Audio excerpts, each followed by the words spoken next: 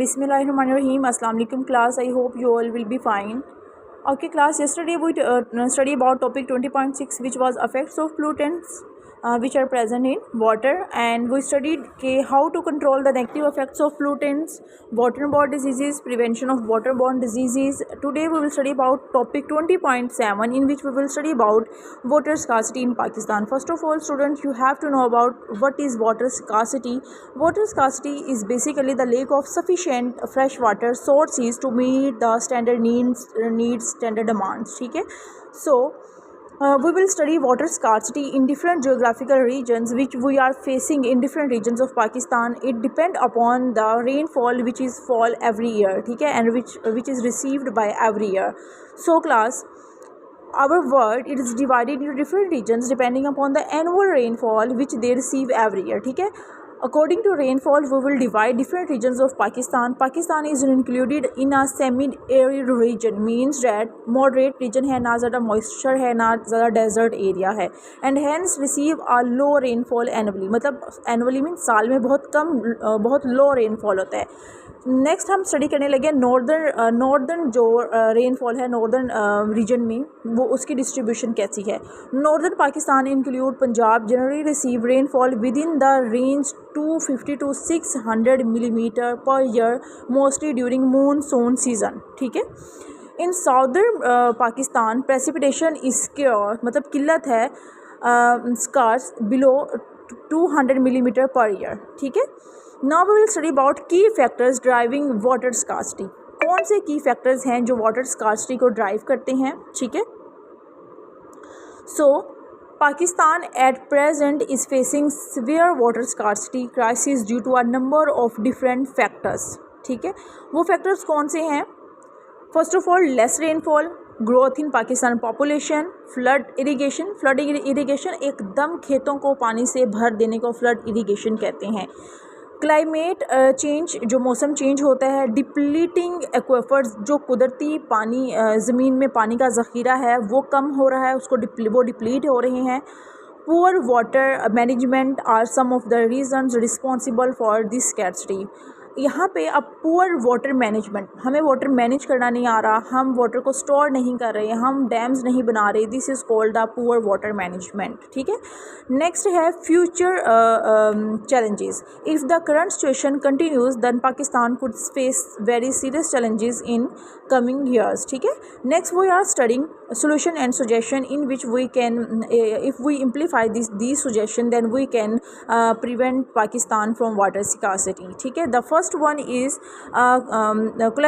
collecting rain water especially during monsoon season by constructing water reservoirs, dams and other water storage facilities. Second point, using better crop irrigation techniques, means अभी flood irrigation मतलब एकदम खेतों को भर देने से बेहतर है आप जो है स्प्रिंकल इरीगेशन, ड्रिप इरीगेशन को फॉलो करें. अब ड्रिप इरीगेशन बेटा क्या है, ड्रिप के थ्रू, मतलब ड्रॉप बाय ड्रॉप जो फसलों को पानी दिया जाता है, इसमें जो प्लांट्स हैं उनकी रूट्स के पास ड्रिप सिस्टम लगा दिया जाता है, मतलब पाइपलाइन लगा दी जाती हैं, 1 by 1 ड्रॉप के थ्रू सिर्फ रूट्स में पानी जाता है, पूरी खेत पानी से नहीं भर दिया जाता है कि पानी ज़ाया हो. और स्प्रिंकल इरीगेशन क्या होता है, शावर लगा दिए जाते हैं जिसके थ्रू जो पानी है वो फसलों को दिया जाता है. ठीक है.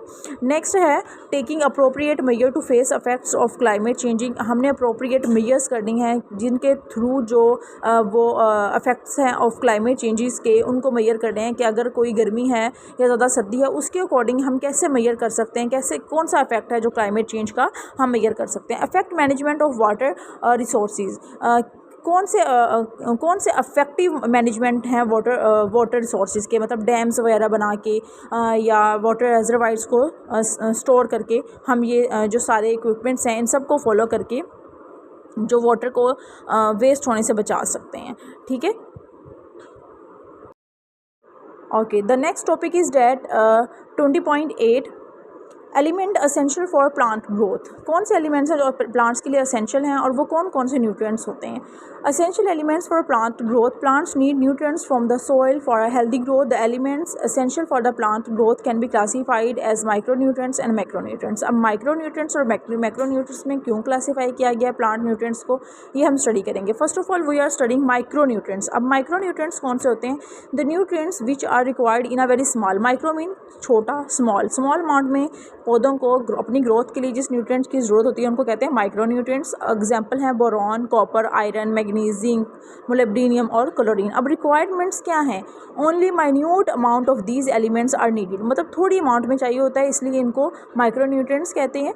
फॉर हेल्दी ग्रोथ कह रहा है it may be dangerous to add too much quantity because they are poisonous in large quantities.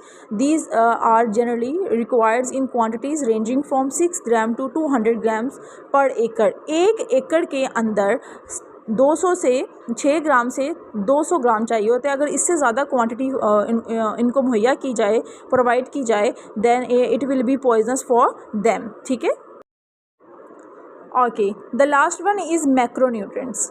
Macronutrients means बड़ा, मैक्रो मीन लार्ज, ये वो न्यूट्रिएंट्स हैं जिनकी लार्ज अमाउंट में प्लांट्स को अपनी ग्रोथ करवाने के लिए चाहिए होती है। ठीक है, इनमें nitrogen, phosphorus, potassium, calcium, magnesium, sulphur, carbon, hydrogen और ऑक्सीजन, ये इनके एग्जांपल्स हैं। अब रिक्वायरमेंट कितनी है?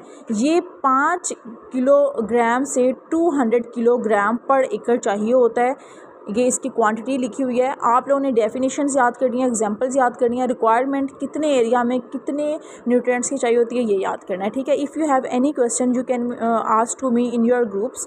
और रेलिवेंट बोर्ड क्वेश्चंस जो आपके हैं इनमें से कौन कौन से क्वेश्चंस बन सकते हैं, कौन से इंपॉर्टेंट हैं, ये आपके प्लानर में आया होता है। Understanding creative analysis based question, आप वहाँ से एक बार उसको ज़रूर स्टडी कर लिया करें और क्वेश्चन लिख लिया करें, उनको एक दफ़ा रिवाइज़ कर लिया करें। ठीक है, ओके क्लास, अल्लाह हाफिज़, टेक केयर योर सेल्फ।